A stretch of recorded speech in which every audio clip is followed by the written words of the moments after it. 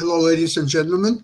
It's our Saturday's chess show. My name is Sasha Starr, and I would like to introduce my guest, Ken Regan. Professor Regan, welcome to the show. Yes, thank you very much for having me on. It's Thank been you a so little while. much. Thank you so much for being in the last moment because we were planning to have Grandmaster Mihail Marin and his lovely wife Maria. Last Saturday, we just had fantastic show about chess and love, and they are supposedly they're still in travel. Maybe they will still show up, but I'm not so sure. Or maybe they had fight between each other, so maybe that's the reason that they can't make it. We'll find out about it for sure. But Ken, since you came on the show in the last moment, I would like to give you the lead and discuss something what you'll find very interesting and timely for us to see.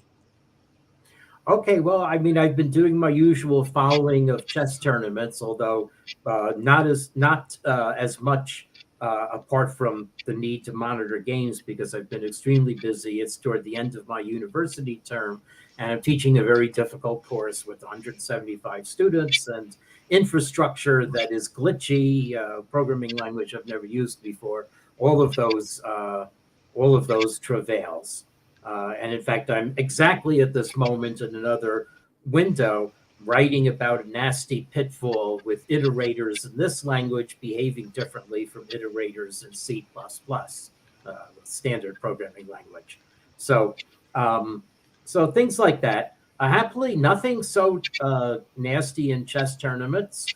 The Carlson tournament was interesting for several reasons. The one that just finished. Both because there was a crazy finish for first place. It was really very exciting with Magnus and Pragananda seemingly being the ones duking it out for first place, but they both got tripped up at the end, and Duda surged in to win it. So that was exciting. It was different from all the other previous Carlson Tour tournaments because although the players played with online equipment, they were in person on the site. So all of them traveled to, I guess, Norway to take part in the tournament. And then the tournament also had one very interesting blunder where Carlsen put a rook on crease to a bishop that was a long distance away. And the idle question I have is whether this kind of error is more common when playing with an online interface instead of a physical chessboard. But I should mention that I once did make this kind of error myself. When I was 13 years old, I was playing in my county championship, and I was completely crushing. It was a fried liver attack kind of position where black didn't even have the composition. So I had forced black's king to e6, and I had various ways to attack it. But I had just captured something on G7, I think with the bishop giving discovered check, something gross like that. And then I figured, okay, now time for the coup de grace. I'm going to play my queen from D2 to H6 check. And completely overlooking that he had a knight on G8 still, and it captured my queen. So I hung my queen for nothing. Despite he was a player to whom I probably could have given knight odds or even rook odds, but queen odds was not sufficient, so I lost. And it wasn't a long move. Knight G8 to H6 is very short. It's a very short move, but it was I was crushing him so much that all of his pieces were on the back rank, and I thought they were just out of the battle. But Carlsen's blunder, let's see how quickly, because we were just talking about this. Mm-hmm. Let's see, where did I see it discussed? Maybe in the chess base item. And let's see, Duda wins Oslo Esports Cup. And let's see how quickly I can find the relevant Carlsen game. Yeah, where he. Yeah, it was. Was it against Mamedyarov? It was the previous round, I thought. Let's see. No, yes, it was actually the previous round. So I'm going to have to. I'm going to have to hunt for it. So, so that's been. Oh yeah, Carlsen wins. Here it is. Oslo Esports Cup, Carlson, Pragananda regains lead after blunder by Carlson. And here's the position. Okay, now I have it. I'll share my screen. Mm-hmm. So now,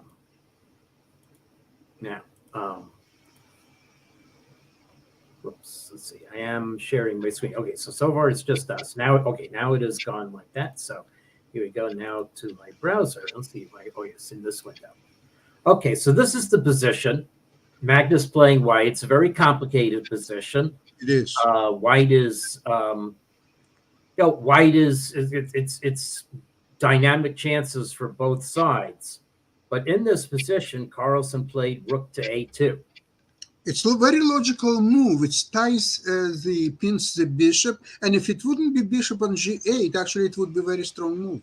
Right, because then you take here, and now you're about to attack black, and you stop black's invasion. So it is indeed a very strong move. Except the only problem with it is that it's hanging the rook to this. Didn't see black's bishop on that square. And now, of course, yeah, so this actually is an evaluation here in this other window, black completely winning. Whereas before then, white actually had, okay, well, no, it's the advantage went away when the engine computes a little more. Okay, well, maybe white has a slight advantage. Bishop takes a6 was certainly a move, but wow, what a complicated position. These things hanging everywhere. And the natural move that you would want to play queen takes f5 check apparently gives away all of the advantage, although this is certainly a way I would consider playing, just grabbing material, and very logical will be the exchange up, even chances, says the engine. But anyway, the point is that Carlson made this blunder while staring at a screen for a tournament that was being played on site. And so the question is, would Carlson have been equally likely to make this blunder sitting at a physical chessboard? It's an idle question. Overall, my formula is fairly accurate. The players played a little better than their ratings, and there's a difference actually. The files I was given use the Carlson Tour's own ratings, which are a little bit higher. I use the standard FIDE ratings, and for most of the tournament, the standard FIDE ratings were most accurate, but just on the last day, there was an uptick in quality. So the Carlson Tour ratings wound up being the most accurate according to my formula. In any event, still, still fairly near the 50, which is the expectation for my quality metric, which is the first level of my anti-cheating setup. So, but as I said, it was a very exciting tournament. I also monitored the European Schools Championship, although I was given only a subset of the games. Not all the games were preserved. And I also monitored the America's Cup under a very complicated, unusual double elimination format. Yes. So I guess if you lost in the regular game, you had to play a rapid series, and that gave you the right to contend again for the regular game. I'm not completely sure about that. But anyway, congratulations to Fabiano Caruana and Arena Crush. Yes. For that tournament. Yeah, I don't know. I'm not so sure also about the double elimination standards, because eventually it could be a situation when one of the losers in preliminary rounds can become a winner of the tournament. And, right. Is that the idea, to have somebody who lost earlier to have a chance to become a winner of the tournament? Yes, it is, and I would contemplate playing. I mean, we put up with these ideas all the time. In a Swiss tournament, you can lose early and come back. So I would imagine a double elimination tournament being run as if it were a Swiss tournament where people who lose twice really are eliminated. But this, as I said, had an alternate format with games played at differing speeds. So it was a bit psychedelic for me to get the games and find the time controls and pigeonhole them into that category. Though I had to do that for the Carlsen tournament splits tiebreakers too. And then, of course, all eyes are on the candidates tournament in Spain. And I have two items that I can show. Wait, where did I just put this picture? Uh-oh. Oh, here it is. Yes. So, so the candidates tournament is being played in Spain. And I want to show you what would be my absolute picture of what I would use as the model for both the white queen and the black queen in a ceremonial chess set. Okay. So, so back to sharing my screen again. So this is the model I would use for both the white queen and the black queen. Of course, wearing a mostly white top and a white mask, and wearing mostly black accoutrements on the bottom. Okay. And I think this is a wonderful battlefield pose for a queen. And it really is a battlefield pose for a queen, because this is Queen Letitia of Spain. And a photograph that was enclosed of her wearing Ukrainian dress. Absolutely. Sent in a shipment along with Spanish sausages, but in a shipment of ammunition rounds for Ukrainian soldiers to use. So, but as I said, that's a very striking pose. Then another item that I could show. This is the blog of Tyler Cowan and Alex Tabarrok. Tyler Cowan is someone I've known since our childhood in New Jersey. We were both members of the Dumont Chessmates Chess Club, and we played on winning teams in the Garden State Team Championship, New Jersey Team Championship. Oh, actually, or no, I'm sorry. No, it was winning teams of the entire U.S. Amateur Team East. We were called the Garden State Chess Association 4. We also once had the name Seafood Platters for our team. We had Mark Ginsburg, I think, also on that team. But anyway, so we this was in our teenage years in the 1970s. Well, he's now a noted economist at George Mason University in Virginia, and he co-writes the blog Marginal Revolution. And he often has chess items. Sometimes I've been featured here, but apparently, Vasil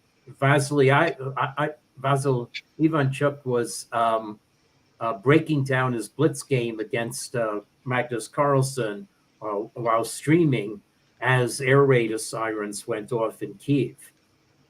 So let's see. Okay, so there'll be okay. I'll skip ads in a second. Okay, we go.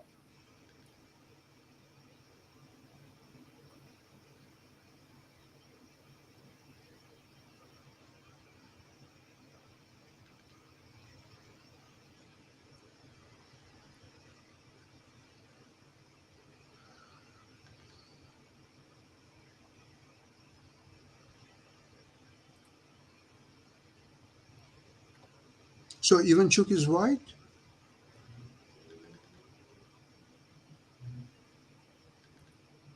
So anyway, you were saying yes. Yeah. So not clear that affected his analysis at all. But so that's another interesting story from this week. Yeah, that's interesting. Yeah, it's too bad that Ivanchuk, he had only one chance to become a world champion. Unfortunately, he lost to Ponomaryov in 2001 or 2002. The tournament was in 2001, but his match against Ponomaryov was probably early in 2002, and he lost his match. Incredibly, he couldn't believe actually what's happened because he was such a heavy favorite to win. He defeated Anand in previous rounds. That's right. Yeah, I think in the semifinal. I think it was an incredible blow, and he. I think that he never recovered from it fully because he still remained one of the top players in the world, but that somehow really took the air out of his wings, so to speak, unfortunately. Yeah. So what else was interesting about this U.S. Championship where Caruana and Crush share? Actually, they won each their section. Yeah, I wish I could. I wish I could say I followed it, but I really did not. Except for running the games, um, I never had time to listen into the rounds or even go over the games. So Mhm. I have to confess, I was so um, the games are something I do in the evening after coming home from university. So they were actually played more in the late afternoon my time when I was involved with students.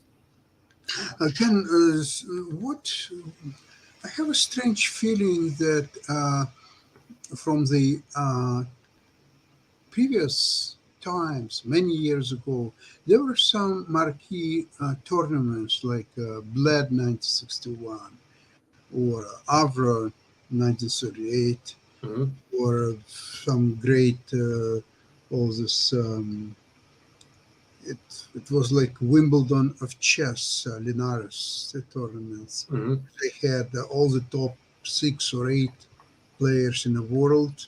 They were playing sometimes double round tournament. Sometimes it could be a single. They had all elite players, and they played obviously all over the board tournaments. There was no others at the time. Yeah, Viscount Say has had that role recently.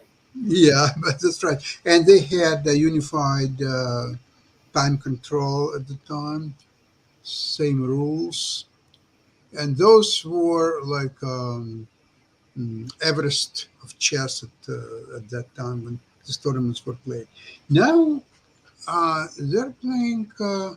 Sometimes it's online, sometimes it's on the over the board, sometimes it's not online and not over the board. It's one that Carlson introduced as a new format tournament, different time controls, different rules, double elimination standards. So, is this diversity welcome to World of Chess, or it's depletes the meaning of these tournaments? Yes, it's a real question to me how much the online chess, is going to persist as a popular format. I imagine it will remain more popular, but that I don't know. One thing that I just read is that the popularity of internet chess streaming as the audience has contracted a little for that. Mhm. Again, maybe it's because of having uh, more opportunity to play chess in person, is what the source I read speculated. Okay, I think really what's happening here is that several months ago I've read the Forbes article where chess, online chess, is becoming a part of esports. Mm. And then they had a table of top paid esports personalities. Whoops. And guess what? Oh, Carlson, sorry. Whoops. I might have done something to. Carlson was number one. So if chess is, or at least online chess for sure, if it's considered part of esports, so maybe there could be two uh, type of a chess discipline. One is a traditional chess, and one is a part of esports with a streaming, of course, which is separate thing from online chess and so on.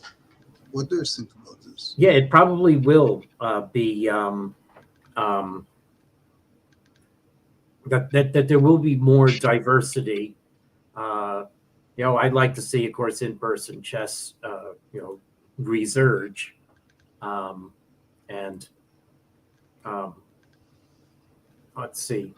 So sorry, I'm trying to look for more news on Chess 24 because I wondered there was a brilliant game at the Carlson tournament that we could look at as Sure. well. It was from one of the early rounds, but now I'm looking to see which one it was. Um, so, but I don't see a way to click. It's funny. I thought there was a button. Oh, see all there. That's what I'm not doing. Okay.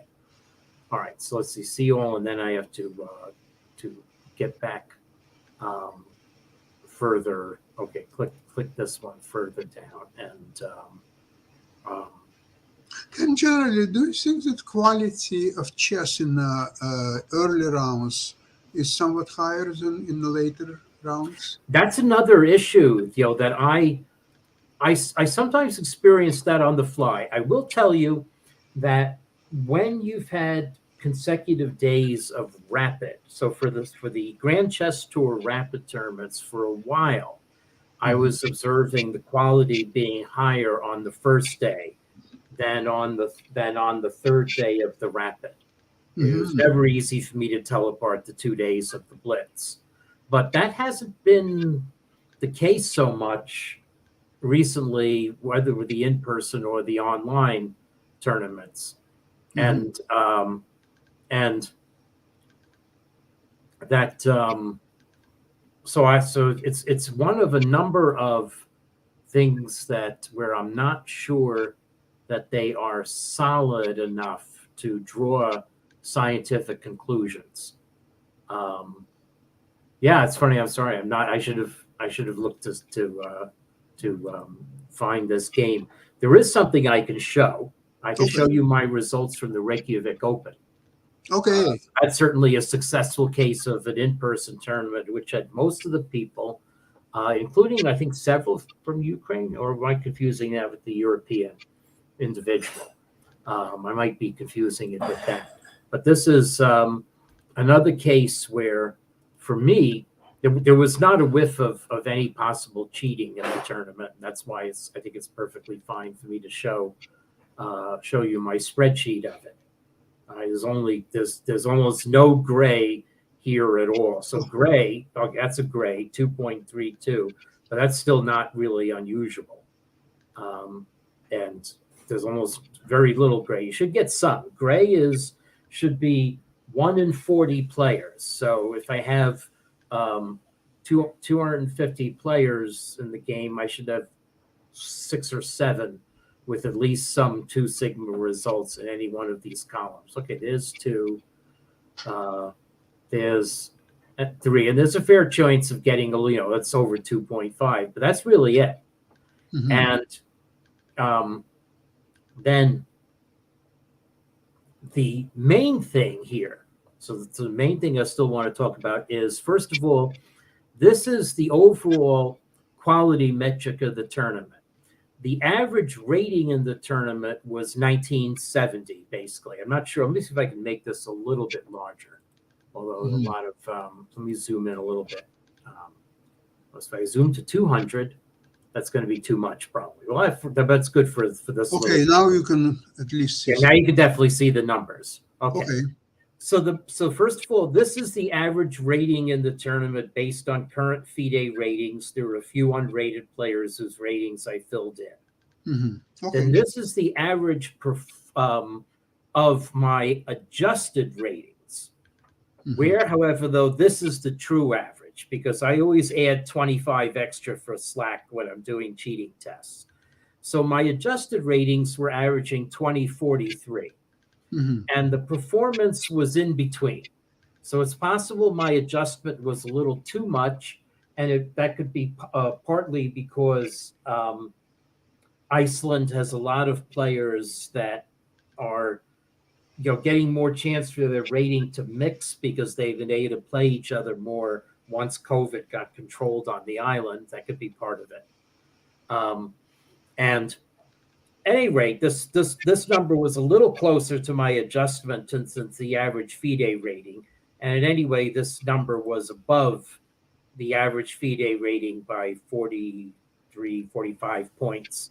So it Yeah. was correct to adjust it over. But overall, this number missed by negative 29. That's still reasonably close because the error bar is this number divided by the square root of the number of players, the square root of 244 players, actually. This spreadsheet begins on row 11. That would be about 16, 15, between 15 and 16. So you divide that by 16, you get about 22, 23 as the error bar. And that's just a little Mhm. bit outside, Yeah. but not much. And So overall, people perform pretty much up to expectations for their ratings. And over here, this is my index of overall outliers. And that's the target for these numbers is 0.97 or 0.98. Right. And these were a little bit under it, probably because that 29 was in the red. The most interesting number, however, though, is these are the rating adjustments that I made for young players. And then this is how they performed relative to those adjustments. So, for I instance, this player was someone named Bjartur Thorason. So his rating was 1292. But let's mhm. just take a look at the typical. Actually, let's take a look at something. Okay, let's see. It's Bjartur. Let's take a look at his FIDE rating. So his 1296 shows us his rating, but he's 12 or 13-year-old kid. And what you see here, well, he's actually been able to play chess. As I said, he's in Iceland, so he has some updates. Mhm.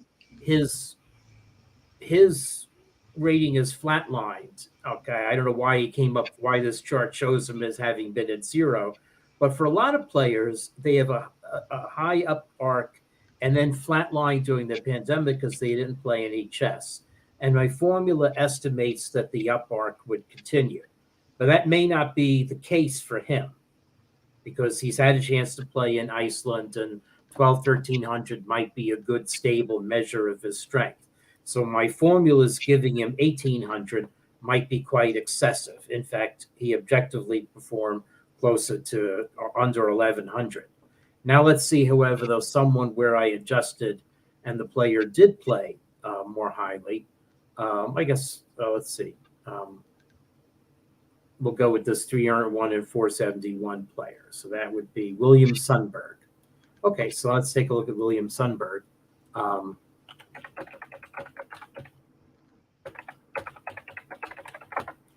Okay, so William Sunburg, from Sweden, not from Iceland, a little older player. Let's see the rating progress chart. Okay, again, not much data, hasn't been a FIDE member for long. Right. In this case, I adjusted the player's rating up, and it was the right thing to do. Maybe the blitz rating is more indicative of this player's strength. There have not been a lot of games played. Sweden's been more affected by the pandemic. So, there's been some. There was some in fall 2020, and then very sparse last year. Again, so it's a challenge. I have a one-size-fits-all formula that tries to estimate this. On the Reykjavik Open, it was overshooting a little bit. Let's just see if one case of a player who did play. Oh, this one was way below, but those things could be accidents. Okay, yeah, no, most of the cases are negative. Well, here's one though. 377 played up. 34 is Stephen Bream. So Stephen Bream. So we'll do one more of these.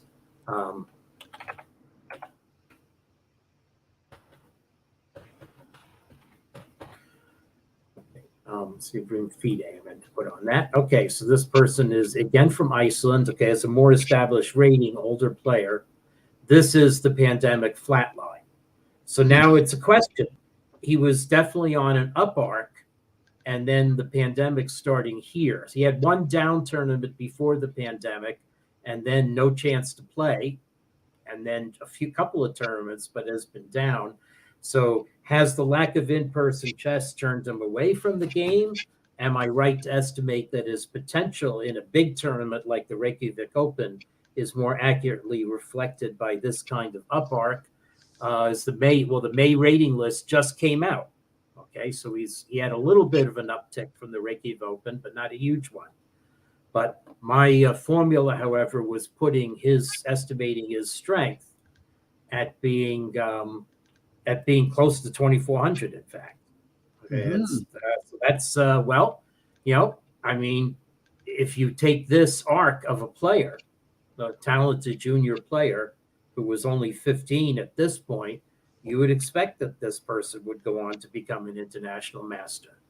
But Yeah, there are enough cases where that has happened. But in any event, it's part of the challenge for me, and it's a lot of work to try to individuate the rating estimates for the players. I mean, my anti-cheating technology is rating sensitive. There are, however, other indications in my data that I use, especially with. So this is especially a challenge with the 7 and 9-year-old players who just took part in the European schools in Rhodes, where, for instance, a 9-year-old girl travels from England to Greece to take part in this tournament. She's rated 1300 in the United Kingdom, but she's keen enough to travel all the way to Greece in what still is a pandemic. Isn't that an indication that probably she really is stronger and has been getting training? Maybe if I found her chess.com or Lichess accounts, I would see higher ratings, but of course I don't know that information. I don't know what her handle is. So I have to go with the best estimate, or leave it to the people traveling with her to inform the tournament director. This is our best estimate of the player's true rating. It's going to take a while for ratings still to shake out coming out of the pandemic. And the utility of this is that there have been some cases where I said, a player who was showing at 1595 on the wall chart really is a 2000 plus player. So the fact that this player has beaten players rated 21, 2200 should not be regarded as so unusual. And that has been used to ward off a lot of whispers. And unfortunately, there are whispers from parents and such at these tournaments. So it's a real challenge in a situation where you don't have all the information to try to come up with the best estimate. Ken, you're doing absolutely fantastic job, and especially when it comes to young players, where their strengths should actually increase with time and number of tournaments. At the same time, there is a problem that because of they can just overlook a simple combination and lose a game to a low rated player, and it deviates from your formula quite a bit. Right. Yeah. Because just of that one single factor. Well, you can say that at the same time they can get lucky in some games and get some extra points because their opponents overlook something, which is also true. So, but again, it's a fantastic job, and I guess people would be more informed about your research, and we would see some practical implications of that. Yeah.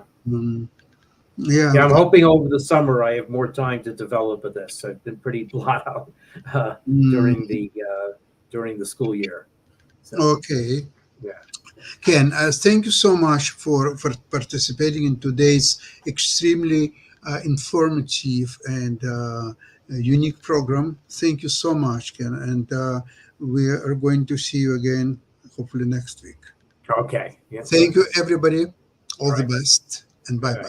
Okay.